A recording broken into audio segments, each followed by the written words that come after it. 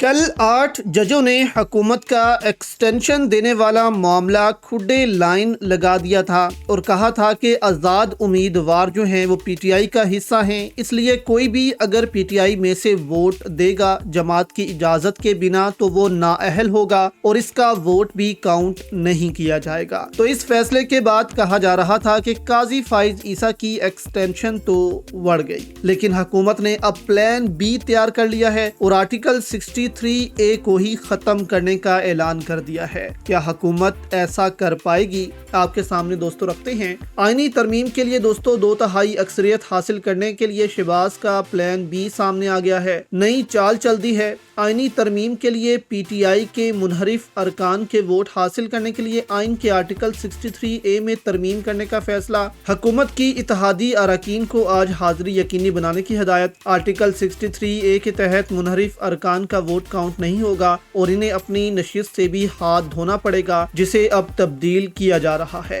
اس پر ریحان طارق نے کہا کہ گورنمنٹ پلان بی آئینی ترمیم کے لیے تحریک انصاف کے مبینہ طور پر منحرف ارکان ووٹوں سے 2/3 اکثریت پوری کرنے کے لیے آئین سے نااہلی کے باعث بننے والا آرٹیکل 63A نکالنے کا فیصلہ اتوار کو پہلی ترمیم اس آرٹیکل کے خاتمے کے لیے پیش کی جائے گی۔ اب حکومت دوستو بے چین ہے کہ کسی طرح بس قاضی فائز عیسیٰ کو ایکسٹینشن دے دی جائے۔ اب آرٹیکل 63A کی بات کریں تو اس کی تشریح سپریم کورٹ نے خود ہی کی تھی رجیم چینج کے بعد، جب پی ٹی آئی کے کچھ لوگوں نے اپنی ہی جماعت کی مخالفت میں ووٹ دیے تھے تو سپریم کورٹ نے اس کو نااہل قرار دیا تھا، جس کے بعد یہ طے ہوا تھا کہ اگر پارٹی اجازت کے بنا ایسا کیا جاتا ہے تو پھر وہ بندہ نااہل بھی ہوگا اور اس کا ووٹ کاؤنٹ بھی نہیں ہوگا، یعنی اس کی سیاست ختم۔ اب یہ اس آرٹیکل 63A کے قانون کو ہی ختم کرنا چاہتے ہیں، لیکن سوال یہ ہے کہ اس کو تبدیل کرنے کے لیے بھی یہ 2/3 اکثریت کیسے لائیں گے،